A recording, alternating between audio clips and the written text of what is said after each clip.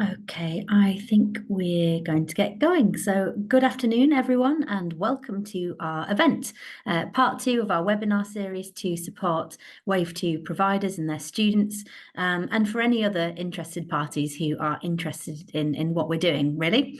I'm Charlie Leyland, and I'm the head of the Student Participation Regulatory Portfolio here at the Office for Students. I'm going to be your host for the day. Next slide, please. I'm going to quickly run through some event notices before we begin again. We've turned on the live transcription feature in Zoom. So again, captions are available by clicking on the CC icon. The captions are automatically generated, so apologies in advance if there are any errors with what is displayed on screen. The event is being recorded and we'll make this available on our website, and we'll paste the web link to where that will be into the chat. You'll be able to find those on our AMP web pages on the OFS website. As with yesterday, for those of you who are joining yesterday, please submit your questions for us at any time during the event. The earlier the better, to really help the questions team get these processed and over to me in advance. If you have questions about the content, then please use the Q&A box in Zoom and not the chat box. Where possible, please do include your name and organisation or university and college. And just to say again, there are lots of you, so we will try to answer as many questions as possible. But if we don't get to them all, we may take them away. Oh, sorry, I can see a little thing coming through from somebody there. We'll try and get to them, and if we need to, we can put some FAQs up on our website to cover them. So if you do want to speak to our events team, then they can be contacted via the chat box. So quick recap again, questions and questions for us, the panelists, on the content, please use the Q&A box. If you need to speak to our lovely event organisers, then please use the chat box and they'll be able to help you with any technical issues. Okay, next slide, please. Thank you. So we're going to continue on our journey of overview with our 6 key priority areas. So we've got the final 3 today. First, we'll be looking at diverse and flexible provision. We'll then talk about our expectation for increased evaluation and theories of change. And then we'll be talking about raising pre-16 attainment. I've got a bunch of questions that we didn't get to yesterday, so I will cover those off before we launch into the Q&A section later on. Next slide, please. Okay, so that's me looking a little bit younger, I must say, but there I am. We're also joined by my fantastic colleagues today. So Alistair Wilson, who's the head of Student Pathways and Progression, he'll be talking us through the diverse provision section, and Josh Cooper, a senior officer in compliance and student protection, who will be leading us through expectations on raising attainment. Okay, so without further ado, next slide, please. I am going to pass over to Alistair to take us away, please. Great, thank you, Charlie. And welcome everyone to this second day of the Access Participation Plan webinars. So I have the pleasure to share with you some thoughts and reflections on how diverse and flexible provision can be included within your Access and Participation plans. So if we go to the next slide, please. So the first thing I thought I would start by doing is talking about why is this important. So why are diverse and flexible pathways important, and why is this provision an important consideration, and how have we identified this? Well, there are regional differences in the availability of types of higher education courses that are offered, and this may result in some groups of students not being able to attend a course of their choice. Our Equality of Opportunity Risk Register, that was discussed yesterday at length, sets out limited choices of course type and delivery mode as a national risk for multiple student groups. And in our OFS strategy 22 to 25, we seek to ensure that prospective students can choose from a range of diverse courses and providers at any stage of their life, with a wide range of flexible and innovative approaches. While many young people may access higher education in a traditional 300 graduate full-time mode, this model of higher education does not always meet the needs of all prospective students or employers. And as part of our strategic approach, we would like providers to consider offering a diverse range of courses by considering either developing new or expanding existing pathways and their flexible offer. Next slide, please. So what are we talking about when we're thinking about these diverse and flexible pathways? Well, first of all, I just start by talking about the diverse pathways. This isn't an exclusive list, but what are diverse pathways? Well, this can include offering higher and degree apprenticeships, level 4 and 5 provision, including those mapped against higher technical qualifications, and offering modular provision that will likely provide consideration and possible preparation for the lifelong loan entitlement. Providers can set ambitious plans to grow the number of students pursuing flexible and diverse pathways and evaluate how this is impacting on the equality of opportunity for those underrepresented groups.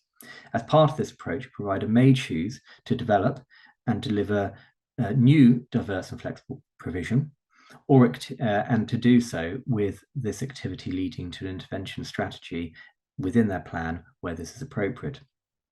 In our experience, in our recent exercise, which providers made variations to their plans in 22 to 23, we found that over half of providers with existing access and participation plans were already developing and expanding their number of diverse provision.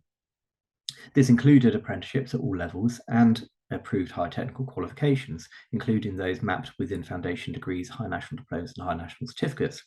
However, fewer providers demonstrated how they had considered to improving the flexibility of their provision, such as offering opportunities for studying on a modular, micro-credential, flexible basis, or evening part-time. And I'll speak about about this in a moment. They also appeared to be limited consideration of how existing or planned expansion of provision could promote equality of opportunity for specific groups that we may identify within our equality of opportunity risk register. And I'll talk more about a specific example of this in a moment. As such, where a provider intends to offer or extend diverse and flexible forms of provision, it should clearly state how this supports the aims and objectives of the plan. Next slide, please. I thought it'd be useful to also mention, when we're thinking about flexible provision, a diverse and flexible provision, to talk about some recently aligned activity and funding that we and the DfE have provided.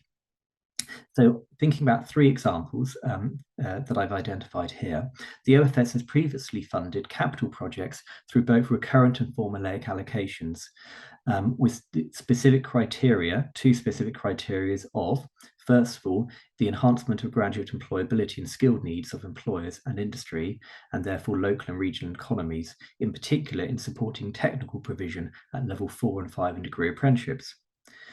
We also invited bids and provided formulaic funding for part-time and other forms of flexible provision to include the development of higher education short course study.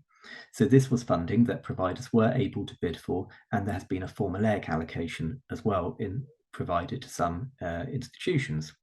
Many providers bid for these funds and have evidence how these funds were spent in these areas. We're also going to be writing to providers over the coming month about an additional capital funding on a formulaic basis to once again use against these activities that we've identified. Regarding the DA competition fund, well, today we announced a further 14 million of allocations to providers who were successful under the wave 2 of the degree apprenticeship competition. This is in addition to the 12 million that was announced in January. The funding was to support providers to grow and expand the number of degree apprenticeships, as well as increasing the equality of opportunity for apprentices. There'll be a further wave of funding, which we hope will be announced in late spring, hopefully by May, and providers can consider that funding application at the same time as they're bringing together their access and participation plans. The final area that I just wanted to touch on was around the Higher Education Skills Injection Fund, which many providers have successfully bid for. This fund helped providers offer more high technical qualifications, including HTQs, and including other support for growth at level 4 or 5 qualifications, ensuring there is widespread credible alternative to a 3-year degree, ahead of the introduction of the lifelong loan entitlement in 2025. The fund was used and is being used for providers preparing for delivery across all 15 occupational routes up to the academic year 25-26. And the Skills Injection Fund 2 had a total budget of 48.8 million for that period. So there has been external funding from us and for DFE to also fund some aspects of flexible and diverse provision. Next slide, please. So when we're thinking about flexible provision provides a pathway into higher education for students who may need to fit study around work, family, and personal commitments. This enables individuals to reskill and upskill through their lifetime. Examples of delivering effective part-time flexible provision include those listed on the slide. Flexible provision can offer significant benefits to students from underrepresented groups. And we recognise that the development of this type of provision is not something that should solely be done and directed at these groups, but can be have more wide beneficial impact. However, an example of a student group that may benefit from flexible pathways are commuter students. We recently added commuter students to our Equality of Opportunity Risk Register as a distinct characteristic. In all measures of continuation, completion, attainment, and progression, this student group performed worse nationally compared to students who had moved from their home local address. Further to this, a recent Black Bullion report published on student money and well-being, with findings that suggested to colleges and universities could do more to support commuter students. We think that this could include flexible pathways and provision to enable commuter students to undertake study in a way that supports their own as well as their family commitments and supports their success. Next slide, please. So what are we expecting from providers? Well, our regulatory notice sets out that there are some impactful sector-wide risks laid out in our Equality of Opportunity Risk Register that we would expect to see reflected appropriately in a provider's access and participation plan. In this context, as I've discussed, how providers can expand and promote diverse and flexible pathways and provision. This certainly does not mean a wholesale changes are needed for all providers, and it should be undertaken in an appropriate way for different types of providers, reflecting their overall mission and context. However, we are interested in providers considering approaches that can take and build on innovative practice that maybe has been developed during, for example, the COVID period. We also consider you can lead in the development of diverse pathways and provision. We also consider you can also lead in the development of diverse and flexible provision into and through higher education. So, for example, technical and vocational education that may be delivered through off-the-job training, as well as course engagement with your study and student body. We would encourage providers to also work with their local employer groups to consider this and these decisions when they're making their plans through engagement with their students. I'll now hand back to Charlie.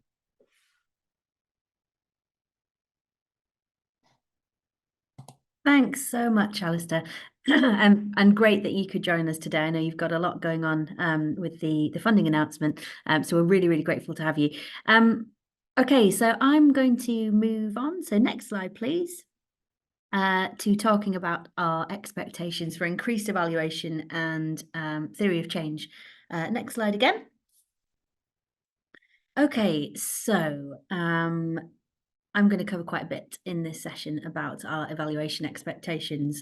So emphasis on conducting more and better evaluations of your APP activity is another of our strategic priorities, as you will probably know by now.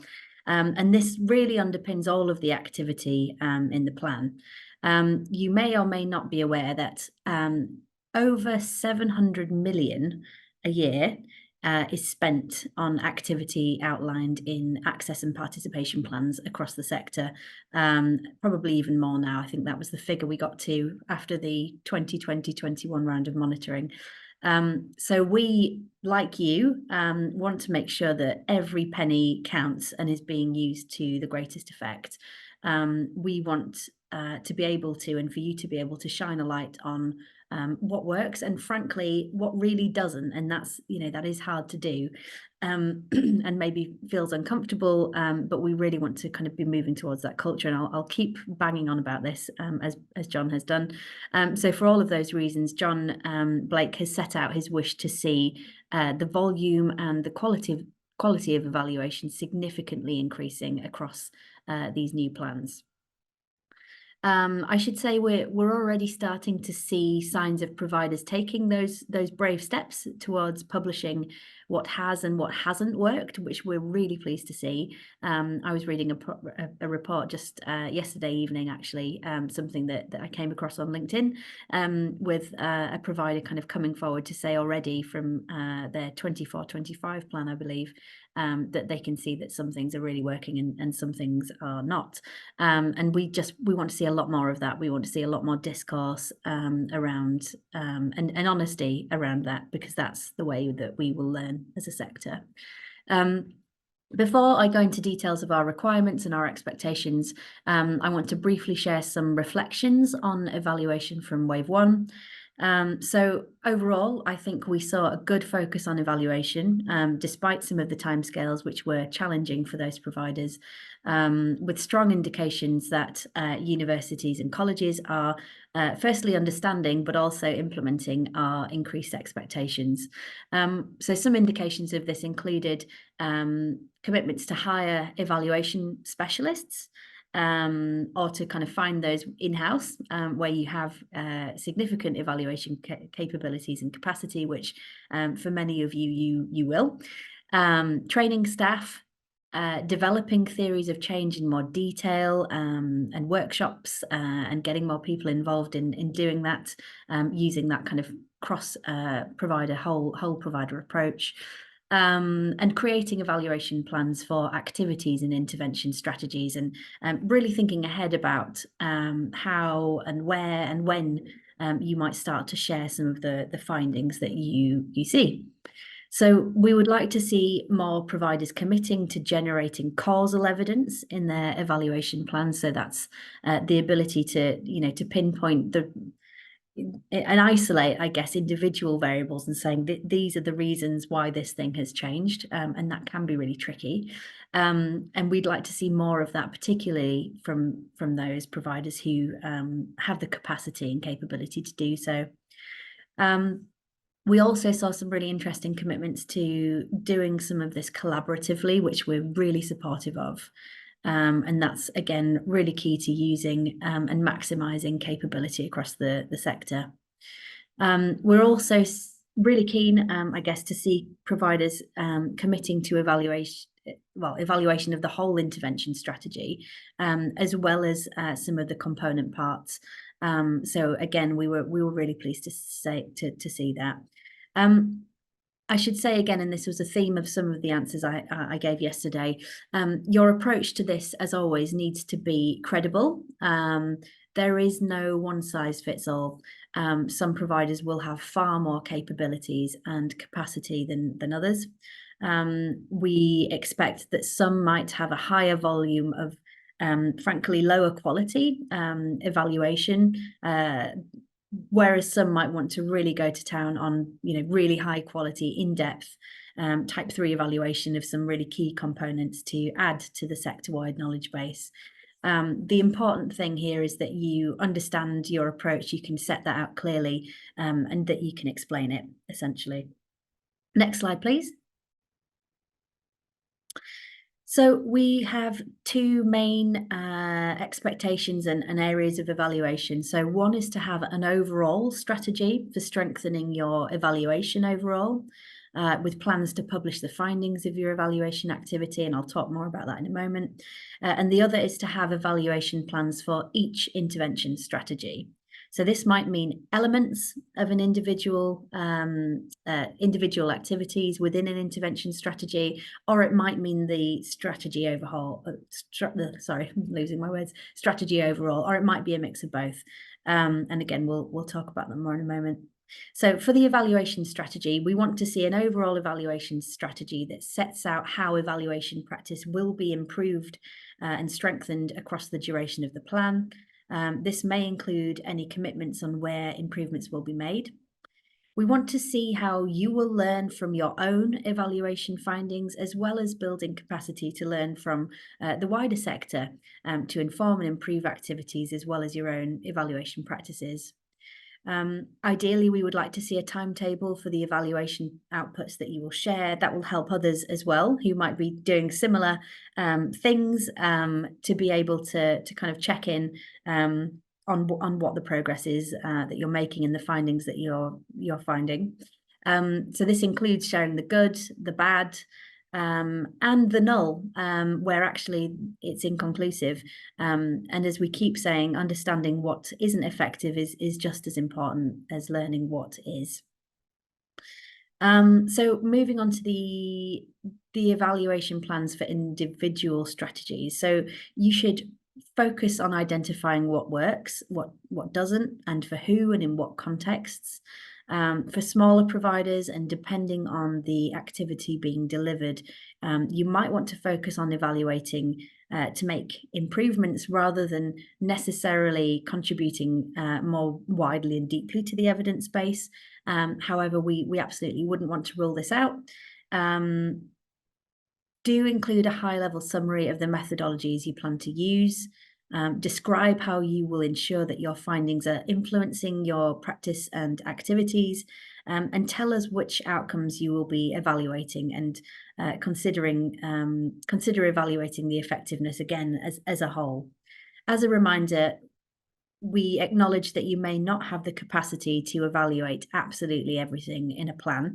So as a rule of thumb, we would normally expect to see evaluation of your highest impact or cost activities, or where you are doing something particularly innovative, unless there's already a really solid basis for its effectiveness in your own context already. So that's perhaps a good thing to think about. Next slide, please.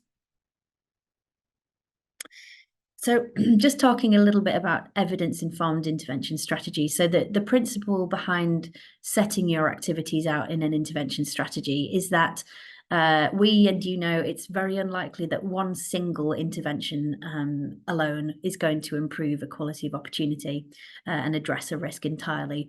So to help better understand your impact, you should align your activities behind your objectives and the risks of equality of opportunity that you have identified. We expect that each evaluation strategy will be underpinned by a theory of change. We want to know how you think it is that the activities in the intervention strategies will impact the specific risks identified. So thinking through what existing evidence is there to back up the idea that these particular activities will result in those outcomes, or that those particular combinations are the right ones. Why do you think the actions will work for the specific group being targeted? And I would impress upon you the need to really think that through. Sometimes we do see some quite general activities being placed in the intervention strategies without really being clear on how they've been tailored or designed with the very particular needs of the students that are experiencing risks to equality of opportunity, without really thinking through how some of those interventions will land and work for those students. So if you are doing more general things, then try to really think that through, work with your students, and make that really clear to us, so it's not just a kind of broad list of business as usual things, which is possibly unlikely to make the impact that you want it to. So while it's up to you whether to include full theories of change in your plan, and you can use Annex B, the new Annex B, to tell us about those, you should tell us your expected outcomes, so we can really understand the impact and the change that you're seeking to make. And again, you can break this down into kind of shorter term, medium term, and longer term outcomes, if that's helpful. You can use any theory of change resource that suits you. We recommend using the TASO's theory of change resources, as well as some others signposted to in Regulatory Advice 6. It's worth saying the intervention strategy section in our template really already serves as a very high level theory of change for an intervention strategy. So it's up to you as to whether you want to supplement this with more detail on the overall theory, or whether you want to include individual theories of change for particular activities in Annex B. So, as I mentioned yesterday, we are looking at whether we can make the table in the template a little bit more accessible, whilst it kind of meets the basic expectations. We have had feedback with some suggestions for improvement, so we're looking into those. But the content will remain exactly the same. So we will still be prompting you to set out the activities that you plan to undertake, the inputs that you will need to make those activities happen, and the outcomes that you expect to achieve, with some ability to demonstrate where those activities are falling across multiple strategies. So furthermore, we expect you to develop evidence-informed strategies and provide an overview of the evidence that you have used. A high-level summary of this should be included in the plan, but as I say, more detailed information can be provided in Annex B. And you can see that if we get all of you doing this, 183 providers this year, we will be developing some really significant sector-wide resources for you to all use and build on. So I think it's helpful for you to show your workings in this way, because it will really help all of you to not have to reinvent the wheel. Okay, and then before I move on, I think it's just worth saying one more thing, which is that we expect that clear evaluation strategies and plans will be built in from the start. So don't come to us and say we've got an activity and we'll figure this out along the way. A good evaluation strategy really starts at the design stage. So do be thinking about this when you're kind of putting your plan in place. Okay, next slide, please. So a little bit more about the evaluation strategy section. So in practice, this could use, you could include the use of our OFS evaluation self-assessment tool. And this is on our website, so you can find more information there. It's a tool that we've developed to help you assess yourself, your provider, against the 5-point framework shown on the screen there. So taking into account your strategic context, program design, evaluation implementation, and learning. The assessment provides scores for each section, a space for reflection, and an action plan. So this would enable you to kind of set a baseline from which you may wish to make improvements, and also to help you to identify where those improvements might be needed. You might find it helpful to tell us in your plan the level that you are working at, or areas of your greatest strengths and weaknesses, and then committing to where you want to be by a certain point. So, for example, you may have assessed yourself as emerging in program design, and you may have a commitment to get to advanced by the end of your 4-year plan. Again, this can also signpost to others where they might be able to find more help and support from their peers, where you are all looking to advance and improve capabilities here. So we would encourage you to put this in your plan. The tool can be used by all providers, really regardless of where you are in your evaluation journey. And as I say, it can be submitted to us as part of the APP submission. Next slide, please. So just wanted to talk very briefly around the standards of evidence. So this slide briefly shows the standards of evidence that we expect you to use. The standards are not intended as a hierarchy, and they are for you to use to show the strength of the claims that you can make ultimately, once you have your evaluation findings, and that's based on the way that you've kind of set these things up. So this is a guide, meaning there may be other ways to demonstrate causal impact that don't appear in the original standards. It's absolutely not definitive, but it is a common framework that you can use with us. So just running through these then, the types of evidence are type 1, so mainly narrative. The claim that you can make here, if you are undertaking type 1 evaluation, is that you have a coherent explanation of what you do and why, and that this is research-based, essentially. Moving on to type 2, empirical. So the claims here that you could make are that you can demonstrate that your activities are associated with beneficial results. And moving on to type 3, which is causal. I guess the gold standard, although you might not want to employ this for absolutely everything, or may not have the capacity to do it for anything. Causal will allow you to make the very strong claim that you believe your activity causes improvement, and you can demonstrate this by using a control or comparison group. So as with your intervention strategies and the activities within them, they should be based on evidence and underpinned by a theory of change. Most of you should be working towards developing empirical evidence, type 2 at minimum, and where possible, depending on what and how you're evaluating and what claims you'd like to be able to make, we hope that many of you will be also aiming to generate that causal evidence. Furthermore, some of you may still be working towards a certain level and others will be working beyond it. It's important to acknowledge that the type of evidence you're able to generate may depend on the resources and skills you've got, and also depends on the context of the activity being evaluated. For providers with limited evaluation resources and capabilities, you might be more focused, as I say, on evaluating whether an activity is working in your context. And as I said, to kind of make those quick improvements, but providers with greater resources and capabilities may also be evaluating some activities for similar reasons, but go beyond this with others, again, to identify more clearly what does and doesn't work. For whom and in what contexts. So we recognise that you are all on your own evidence and evaluation journeys, which is why sharing your findings with each other will be really important. We anticipate seeing different types of evidence being generated in an intervention strategy, as there are likely to be several outcomes.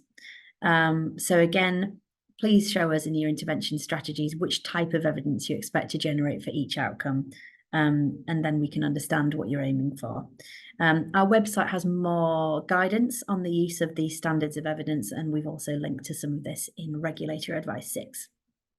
Next slide, please. So moving on to evaluation plans for your intervention strategies. So we expect you to show us the high-level workings out of your approach.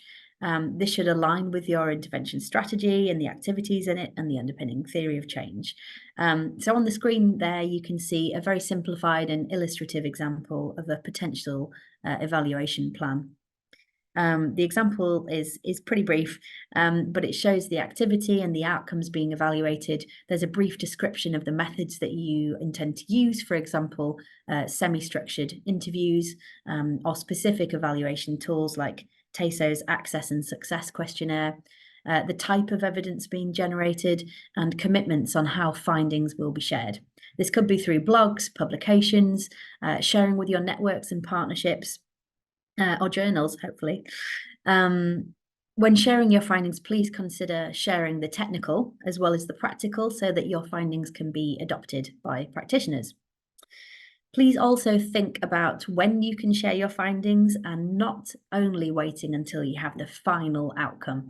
If you have findings related to your interim outcomes, then they can be shared too, as they may help others delivering similar activities. Next slide, please. And focusing more closely on sharing your findings, because we do get a lot of questions about this.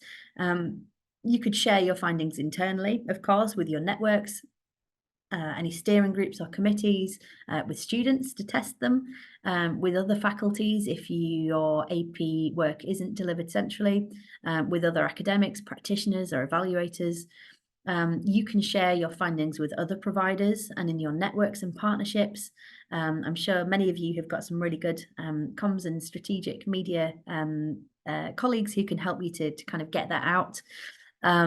You can submit your evidence to TASO and join the trials as its work is disseminated at sector level. As covered in the learning slide, you can be mindful of your different audiences. So you want to ensure that your findings can be easily read and easily accessed, and you might want to tailor this for different audiences. You can engage in formal and informal peer review processes. And again, you can share findings of the different outcomes and not just wait to share until the very end, which may be several years away for some of you. We've got more examples of ways that you can share findings in RA6, so do look at that as well. Next slide, please. And again, RA6, Regulator Advice 6, signposts to a variety of different resources, and our website hosts a number of evaluation toolkits that you can use. People also engage with TASO's evaluation guidance and resources, as well as its theory of change tools and its evidence toolkit. And as I say, again, do draw on your networks and partnerships to share expertise, support, and resources. There are some really good ones out there. So we hope to see a lot of that over the next few years. Okay, next slide, please.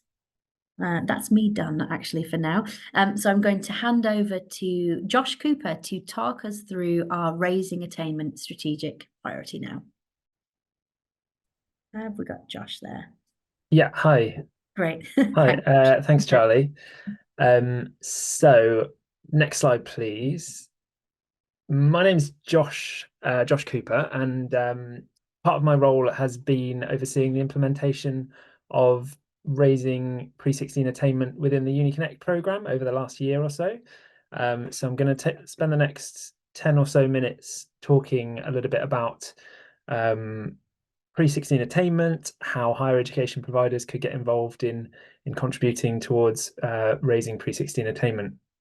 So I'm going to cover a little bit about why it's important, why should higher education providers get involved, and then I'm going to talk a little bit about what is expected. So we'll dive a little bit into Regulatory Notice 1 and see what's in there with regards to pre-16 attainment.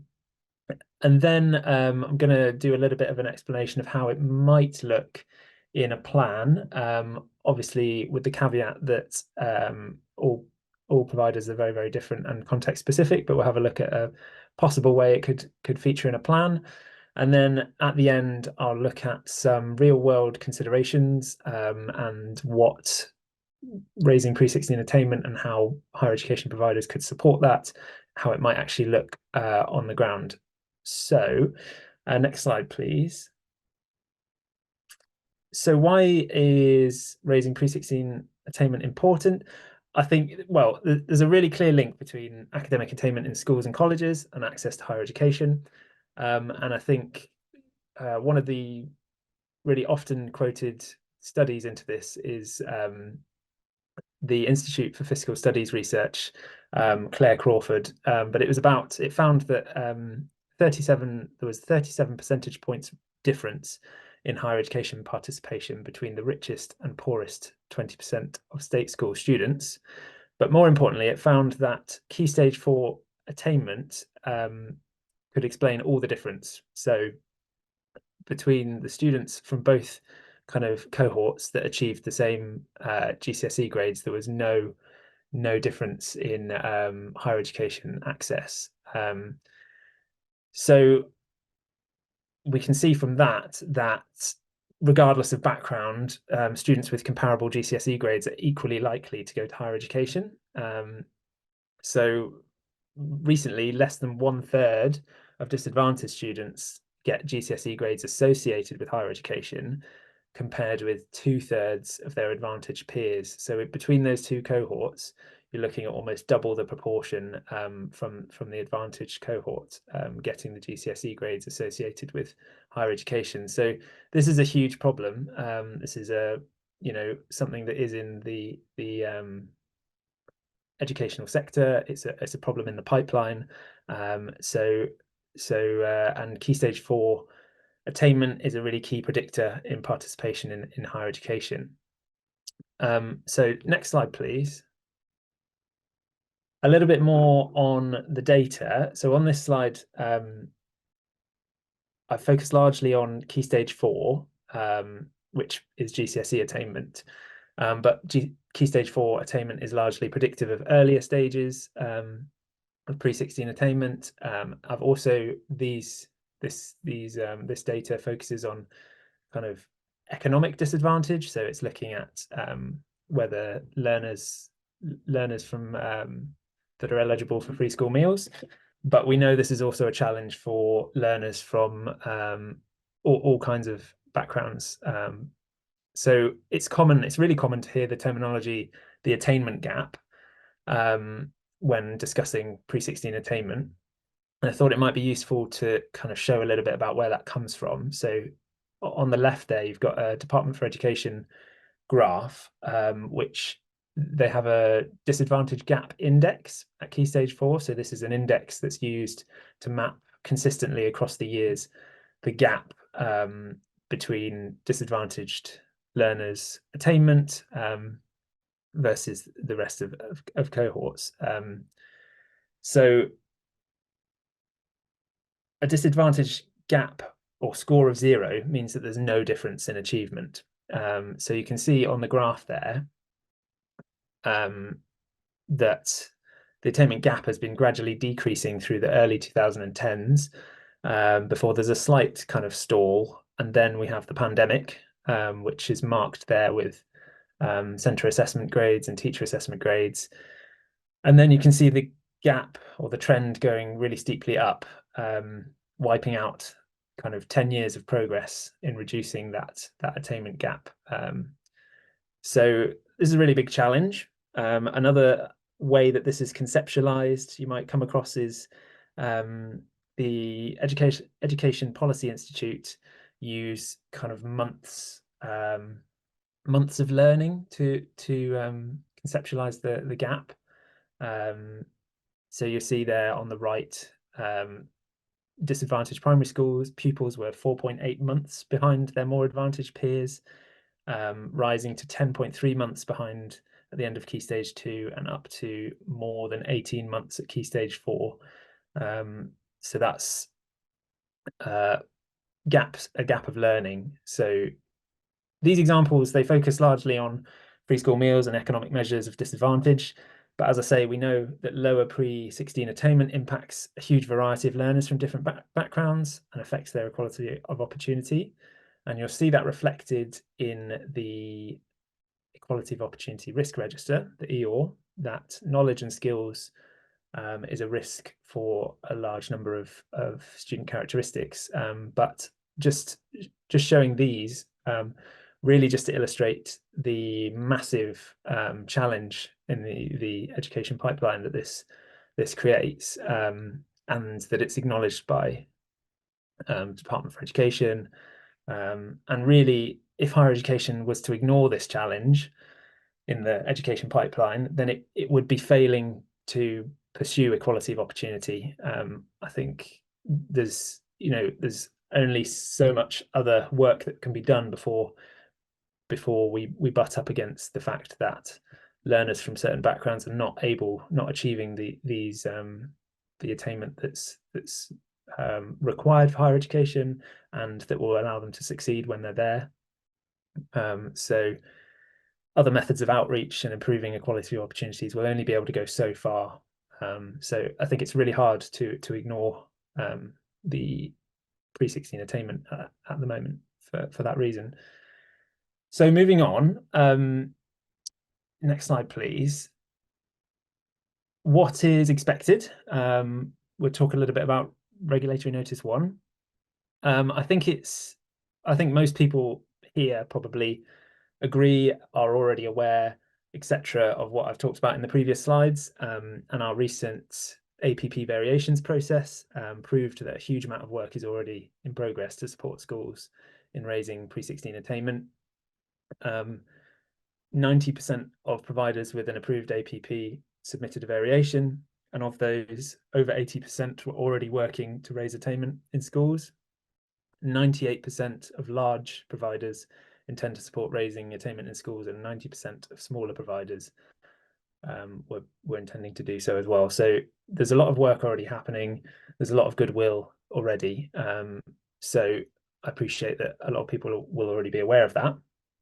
So I think that when we look at what we expect, you'll see in Regulatory Notice 1, we expect most providers to consider how they can make meaningful and effective contributions to supporting schools to raise pre-16 attainment for students who do not have equal opportunity to develop the knowledge and skills required for higher education.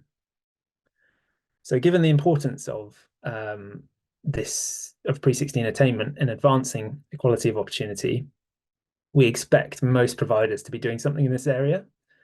And if you think you really can't, or for some reason, we would want to understand why this is not part of your broader plan or priorities, because it is so important and such a big challenge to the education sector and pipeline. You'll notice in Regulatory Notice 1 that when mentioning pre-16 attainment, it is always in support of schools. So we recognise that schools hold the cards for a lot of this. They should be at the centre of doing this work. They are obviously tasked with raising pre-16 attainment. That's not to say that higher education does not have a lot to offer, but there is a lot of scope, a lot of freedom. There's nothing in Regulatory Notice 1 or RA6 that says this is how it must be done, other than to say that it must be in support of schools and not kind of working against schools. So really important just to acknowledge that schools are at the centre of raising pre-16 attainment. You'll also notice that Regulatory Notice 1 ties collaboration really closely to this area of work, and that's because it is such a big challenge, and because schools are so important, but also because it's a national challenge and it's appropriate to so many learners across so many disciplines, that we think collaboration is vital in this area of work. And so you'll see in there that where appropriate, agreeing an intervention strategy or related expected outcomes in collaboration with other providers and third sector organisations, particularly in the risk to equality of opportunity resulting from attainment, is really important. So we have had questions about collaborative targets and collaborative work. And just to say that with regards to pre-16 attainment and collaboration, we acknowledge that, firstly, it's really, really important that this is done together in collaboration, but that if you are setting targets in collaboration with other parties, that you will not have full control over the delivery of that target or goal. So there is some uncertainty in some respect of that in a collaborative target. So we would always seek to understand the circumstances if a collaborative target or collaborative work is not progressing as promised in a plan. We would always seek to really understand that, and especially relating to collaborative targets, we're very aware, we are strongly encourage collaboration and working together, but with these collaborative targets, it's not all falling to the provider. So it's worth just mentioning that. The third point that it's worth raising from Regulatory Notice 1 is about targets themselves, and how can they reflect raising attainment within a plan.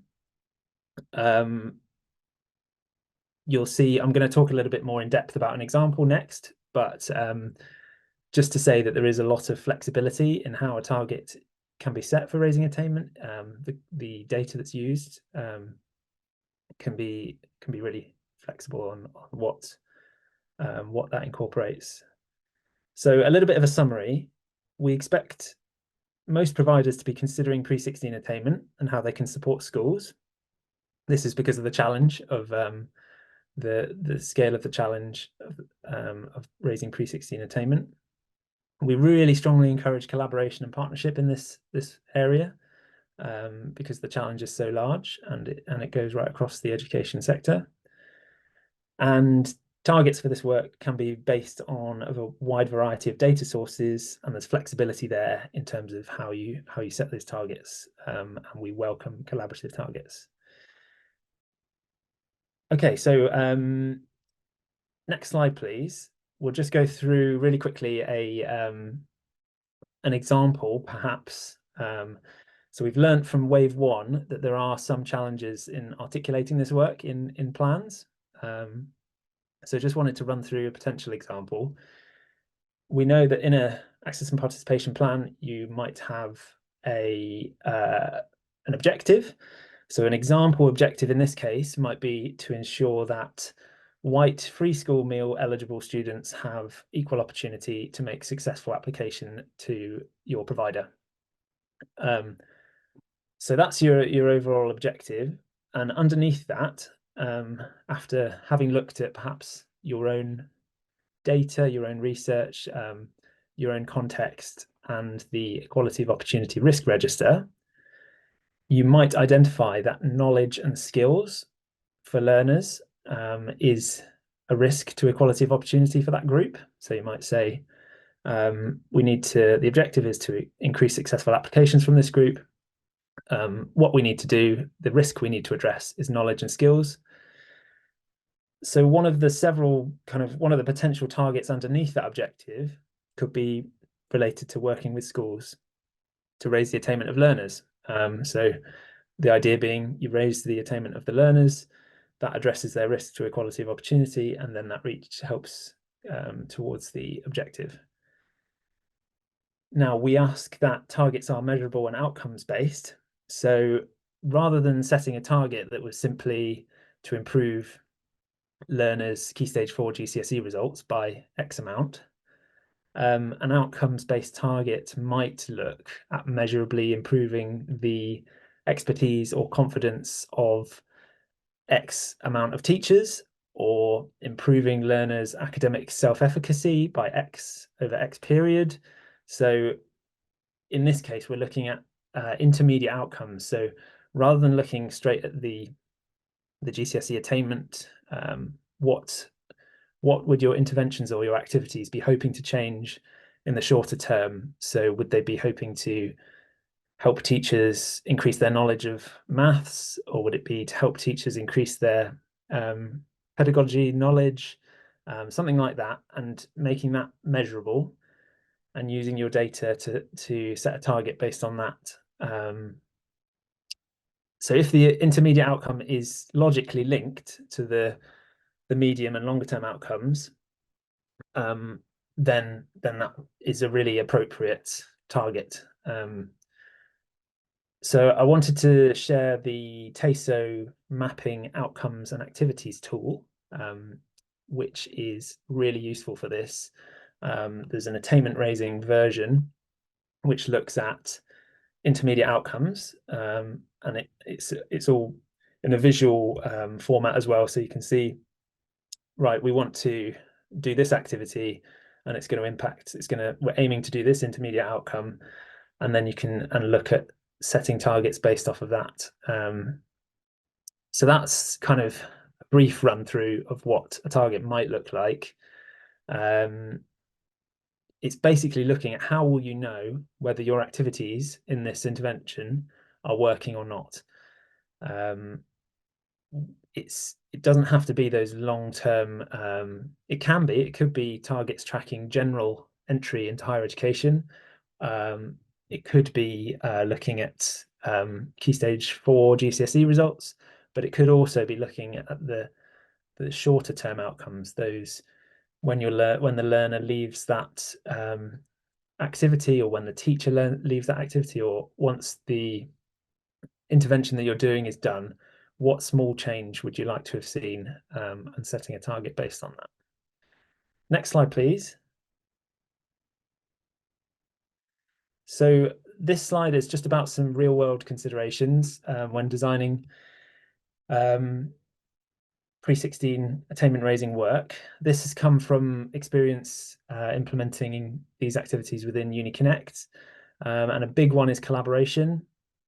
And I would say that UniConnect as a OFS funded programme is really well positioned to facilitate this kind of work. It's got infrastructure there, it's linked to schools, multi-academy trusts, and there's a lot of existing work already there.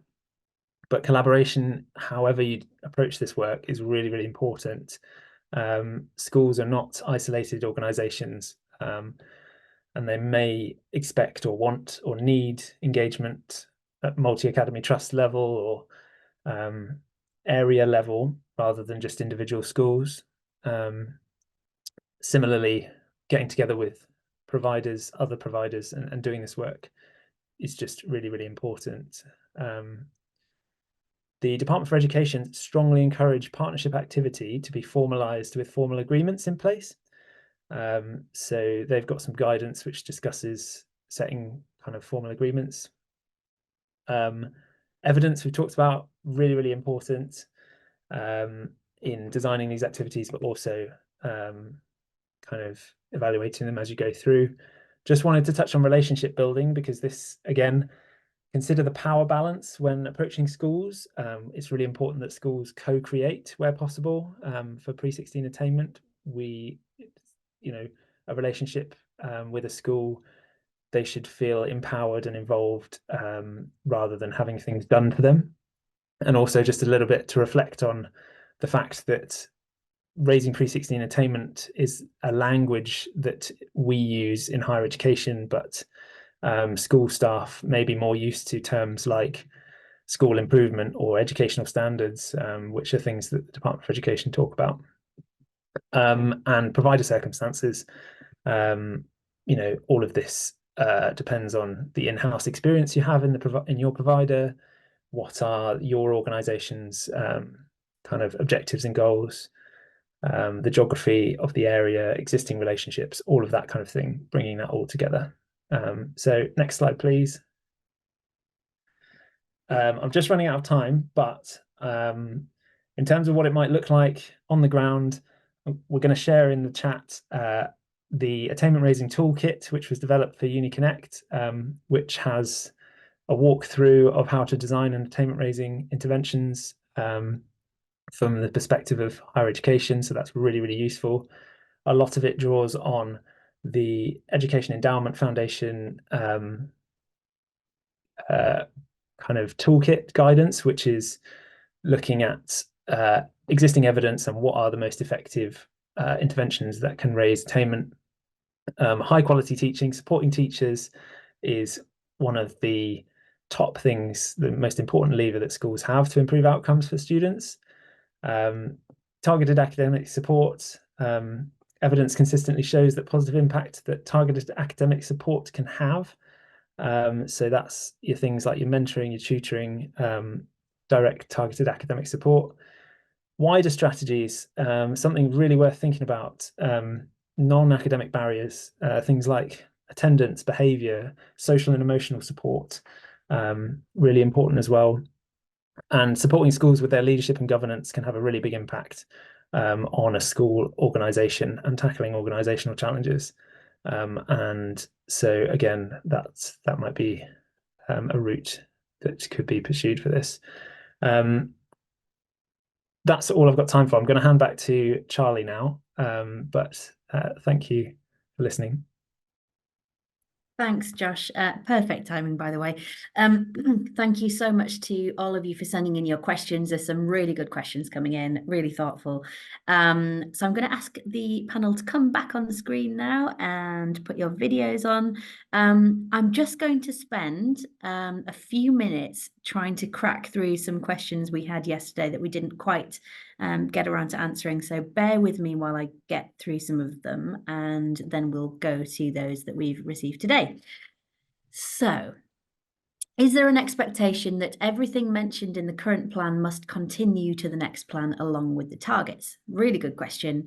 And in short, no, not necessarily. So Everything should stack up against the key risks that you have identified and that you've chosen to address, your objectives for these, and the associated intervention strategies and targets.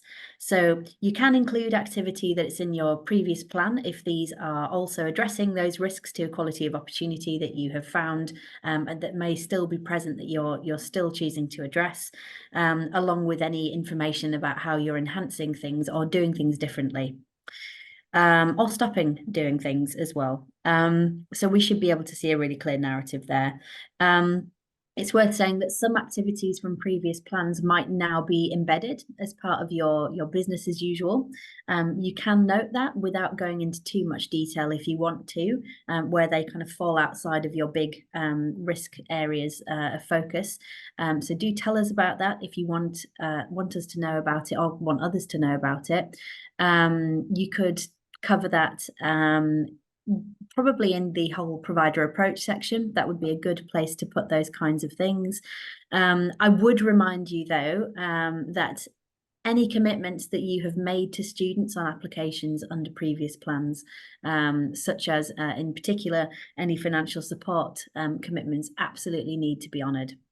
So it's worth saying that once a new plan comes in, that doesn't just supersede the old one. You still need to honour the commitments you've made. Next question then, what is the expectation around size and complexity of a plan compared to size and complexity of a provider? Even providers with only 300 students have plans similar in size and complexity in terms of the number of intervention strategies and targets to providers with 30,000 students. Is there any recognition at all that providers, smaller providers, may have somewhat less resource? Short answer is yes. Absolutely. We really thought carefully about this throughout our consultation and our trialling of the strategic priorities in the variations process. So we've done a lot of work on this, and there's quite a bit of guidance in RN1 and RA6 about that. But I'd really draw out some of those really underlying principles around how we assess your plans. So yesterday I was talking about paragraph 134, which sets out the things that we'll consider when making judgments about your plan overall or particular components of a plan, and thinking about whether they are sufficiently ambitious and credible. And one of those is provider size, turnover, and that kind of thing. I'd also draw your attention to another of my favourite paragraphs in RN1, 131, which says that we will use a principle of proportionality and targeting, which underpins our assessment. So our expectations of a provider are related to its context and capacity for activity, which in turn is related to the scale of its higher education activities. So we absolutely understand and anticipate that a much smaller provider might be doing something that looks quite different to a much larger provider. Doesn't mean to say that it's less impactful. In fact, you know, there are some real significant benefits to being smaller and more agile in this area. So, okay, next is, are we expected to use the OFS access and participation dashboard data as the main source of evidence? So the dashboard is a starting point. We expect providers to consider its performance on the dashboard for the students on there at all stages of the student life cycle, and to consider the risks to equality of opportunity set out in the sector-wide EOR. So tell us what you've done in as a summary in your key risks to equality of opportunity section. You can put more detail on the analysis, the relevant analysis that you've undertaken in Annex A. But then we would normally expect you to be triangulating this, so the dashboard and the EOR, with your own insights and student views and other data to support your assessment of performance and your prioritization of risks. So for targets, we would ask that you try to use the sector-wide definitions and our dashboard where you can. This helps with accountability and transparency. It helps us to monitor the progress that you're making and reduces the need for us to go back when we get to monitoring for additional information that we can't derive from the dashboard. But we recognise that this might not always be possible. Some of the things that you are doing simply won't very clearly relate to one of the measures on our dashboard. So a lot of the raising attainment activity, for example, can fall into this category where it's not just about access. Moving on to the next question. Sorry, Josh and Al, I'm going to just whittle through these and then we'll come to the others. Some interventions are funded through philanthropic donations, which is not always a steady income stream. Would OFS like to see these interventions included in plans? If donations and funding allocated was to change, impacting a provider's ability to continue the delivery, what action would the OFS require? So the key is in the title here. These documents are plans, and the best plans that you can have with the information that you have at the moment. So if you're planning to draw on particular sources of income or any partnership work more broadly, then do include it in the plan. Obviously, where funding looks unstable, you might want to be thinking about and setting out clear mitigations and backup plans, and potentially not putting all of your eggs in one basket, as with any element of your operations, as would be prudent. We know that this is one of the reasons why providers have been a little bit nervous to commit to collaborative work in the plan, but we would urge you to put it in there, and if something changes, then tell us and we can advise you on what to do, which may mean a variation to your plan. It may mean us asking you, well, what are you going to do? Like, what are the steps that you're going to put in place that, may require a different set of activities to still try and get to the outcome that you wanted. So it's a case by case. We would deal with that as a case by case kind of scenario. Next question. Many providers are in a much worse financial situation than in previous AP cycles, but the expectation from the OFS is to be ambitious and scale up interventions, expand partnerships and close gaps. Have we considered that maintaining current performance could be considered a really good outcome given the context we're working in? I think there are a few questions along this line. So I think it's really important to say that we absolutely understand that this is a tough climate. We have, been out talking to providers. We understand some of the decisions you're having to make. It's a tough climate not only for providers, but also the students, clearly, and the students that we're concerned with are often disproportionately affected by these kinds of economic pressures, which makes all of this even more important. We want to understand your context here. If you're doing a great job and you think it will require extra efforts to keep doing a good job, then please tell us that in your plan, include it, reflect it. But for the reasons that Josh has just set out there, we have a lot of work to do across and beyond the sector, and we absolutely want to be moving forward. They're just looking at the list of participants here. There is enormous potential across the people in this webinar to make inroads to some of the most persistent challenges in partnership with your students, despite the context. So without committing to things that you don't think you can actually deliver, please dig deep. And again, where you are not able to make expected progress, and this is coming through in the monitoring, we will always come to you and try to understand the reasons for that and any steps that you've taken to get back on track.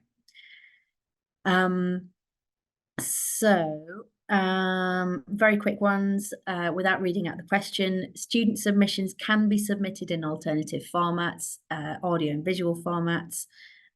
Someone's asked whether you can connect with providers from Wave 1, and you absolutely can. There's a list of all Wave 1 and Wave 2 providers on our website.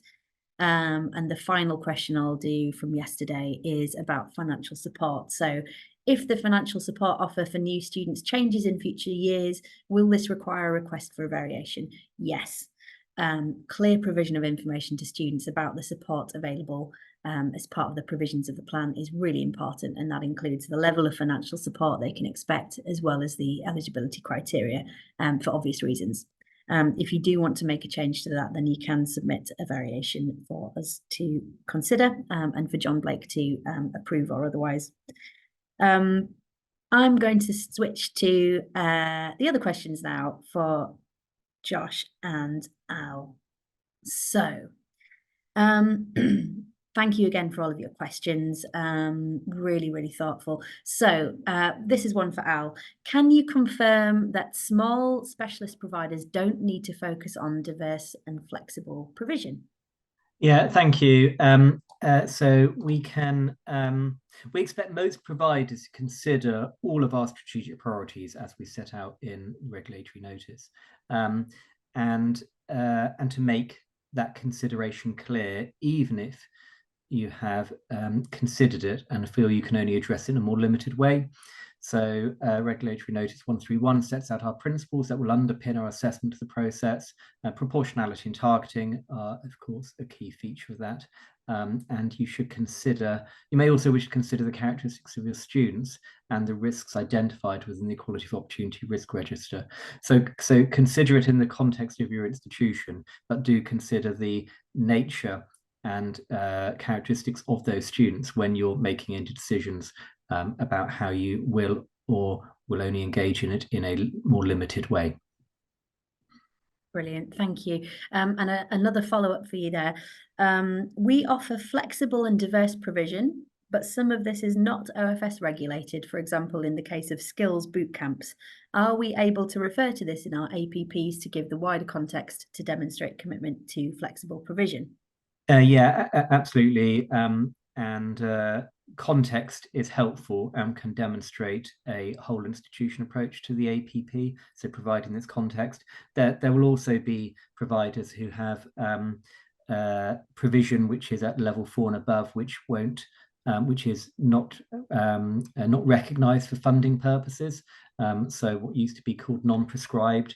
And of course, that provision can be offered in a range of different diverse and flexible forms as well.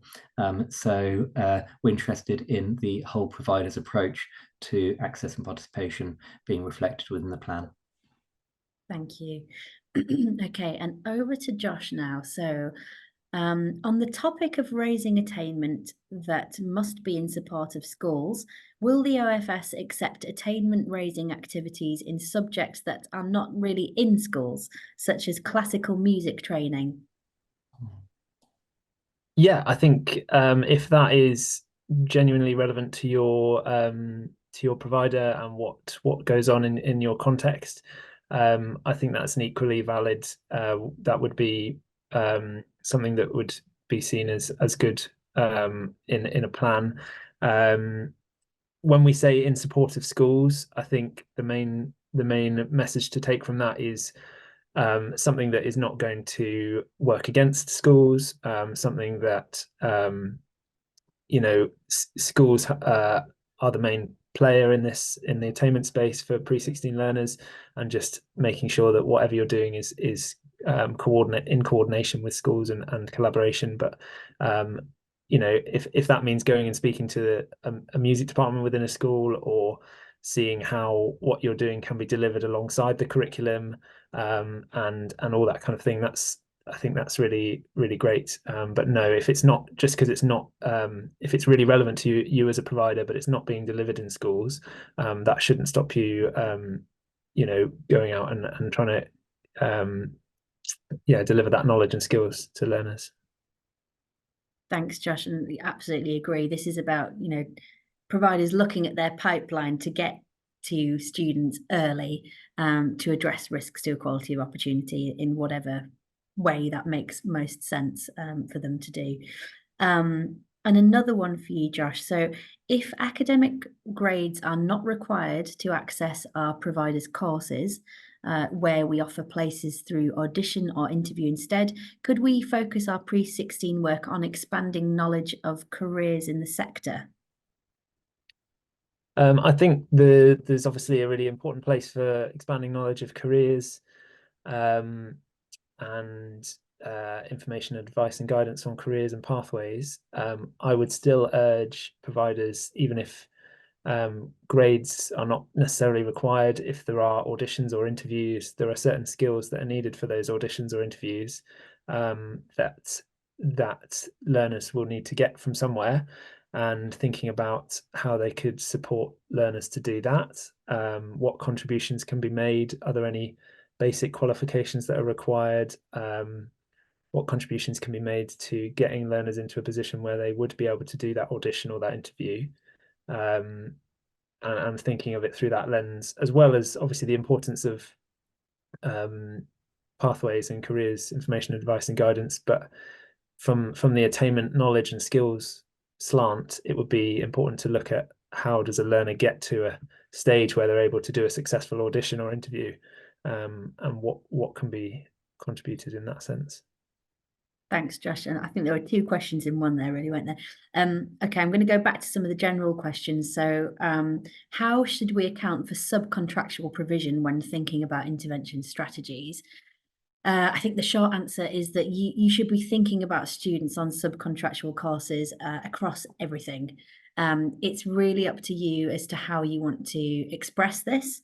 We've tried to make the plan templates as flexible as possible whilst adopting a common structure, and you'll see if you've gone to see the Wave 1 providers plans that they all look slightly different. So if it makes sense for you to kind of divide up the kind of main campus versus, you know, another set of provision, then do that. It needs to make sense to you and your provider, and hopefully it will make sense to us. So divide it up in intervention strategies if you want to. You may even have another section across all of the plan that deal with very different student risks and needs potentially across different modes or places of study or subjects. So do what makes sense to you, and if you're struggling, then get in touch and we can try to help, essentially. A question regarding Annex B. When did you introduce a new annex, please? So we introduced the new annex very precisely after the consultation. Once we'd kind of launched the main guidance, we said we wanted to just test this out with the Wave 1 providers. So we had a reference group with them, and some very early feedback was, we're concerned that we're going to bung up the plans with a load of evidence and literature and additional detail. So can we please have another annex to put that all in, that's separate to the analysis and the assessment of performance, Annex A. So we introduced that pretty quickly following feedback from our Wave 1 providers, and then we've instigated that formally in November. So Annex B is for you to set out further information on the rationale, assumptions and evidence base for your intervention strategies. You can also include some of that extra information there about your evaluation strategies and self-evaluation assessments there if you want to.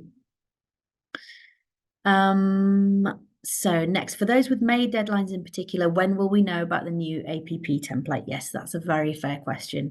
So any changes that we do make to the template will just be to the accessibility of the document, and in particular around that intervention strategy table.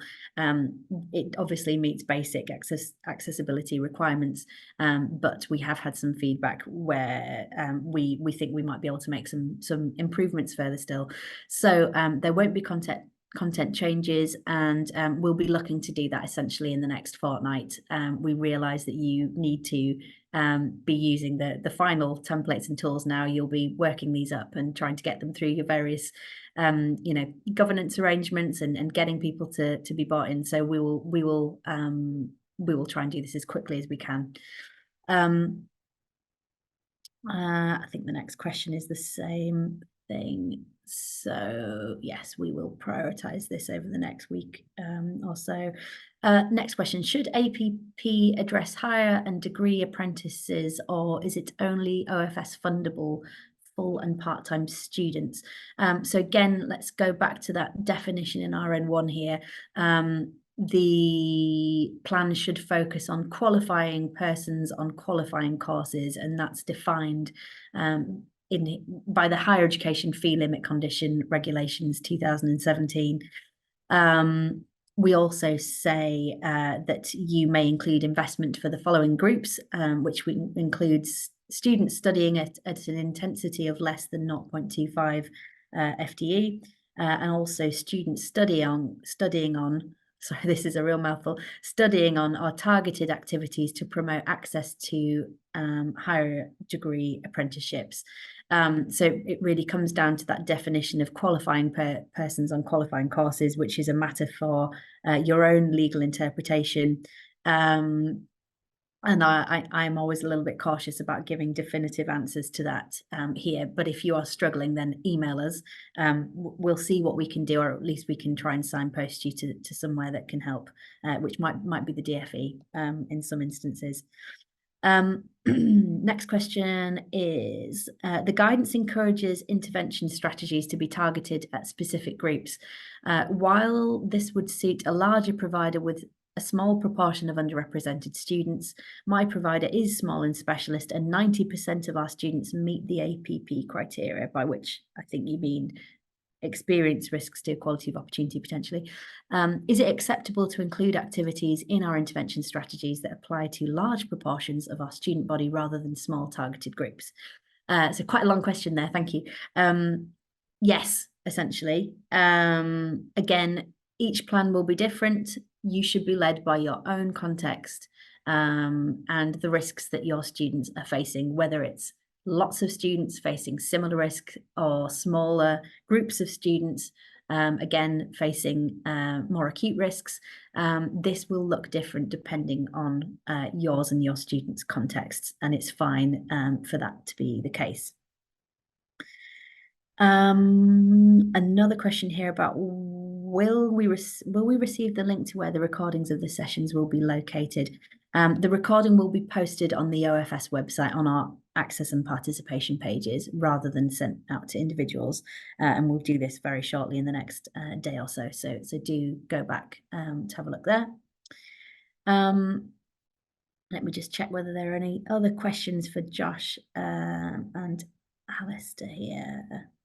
So, Josh, do we know what was driving down the attainment raising gap pre-COVID, and what learnings from that historical precedent we are carrying forward? It's quite a big question.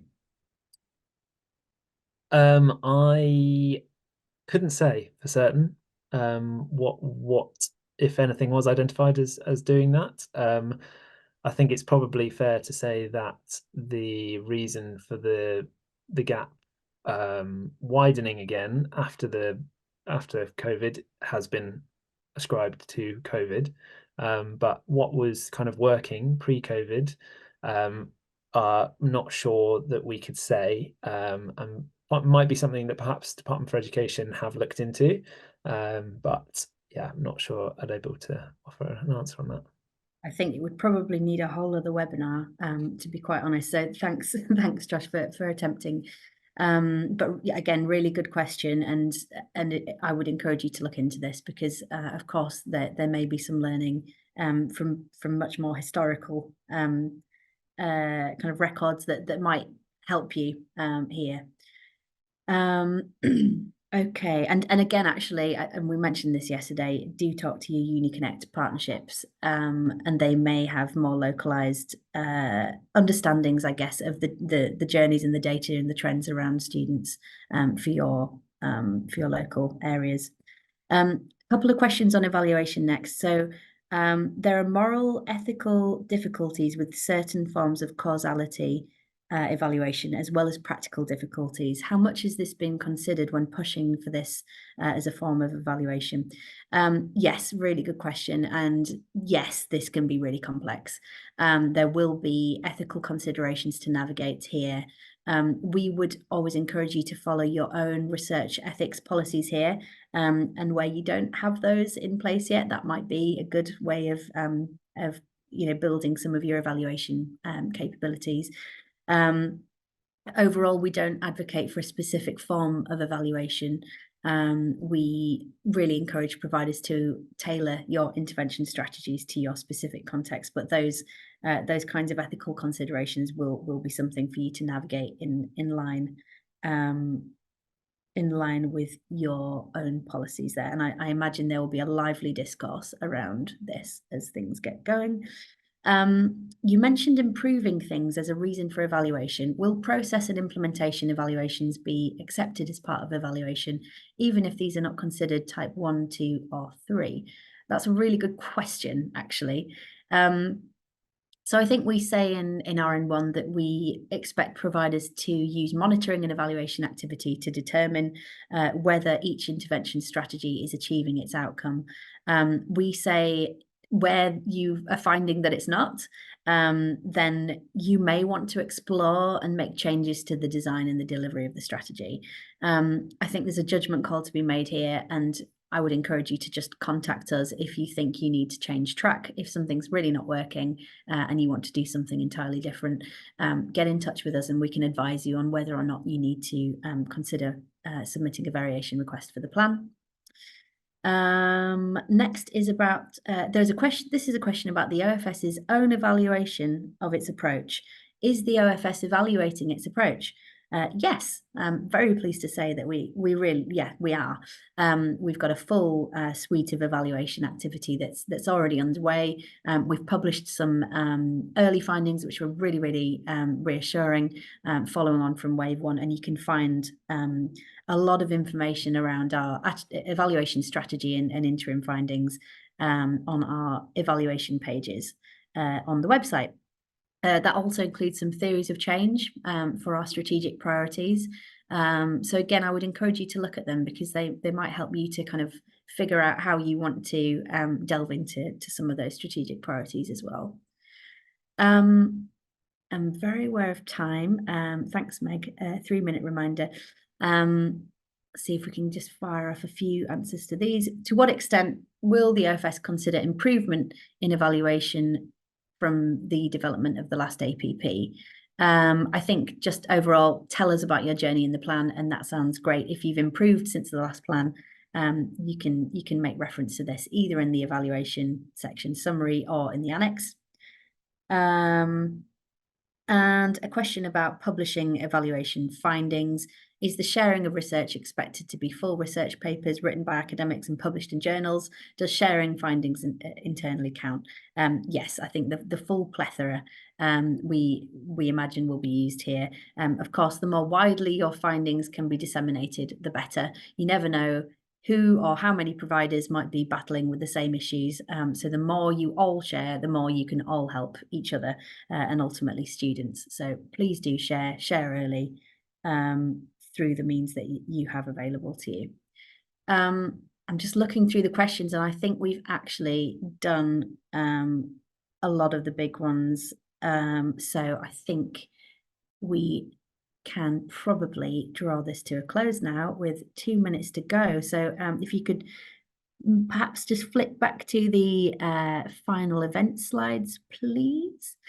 I think all that is left to say really is just a huge thank you to all of you for making time to come along today. I imagine you've got a huge amount of work to do, so taking time out of your busy schedules is really appreciated. I really hope this has been helpful and reassuring. Good luck to you all, particularly those of you who are writing student submissions or plans. Some really fantastic and thoughtful questions. It was great to see so many students who are really the key to making these plans good, and I'm really excited, as is my team, to read them. Huge thanks to my team behind the scenes for pulling all of this together. A huge amount of work goes into making this happen, and a huge thank you to our panelists as well for making the time to come along today. Do contact us if you have any queries following on from this, and just a reminder that these slides and the recordings will be available on our web pages. Other than that, 1 minute to go. Have a really good rest of the day, and thanks again for your time.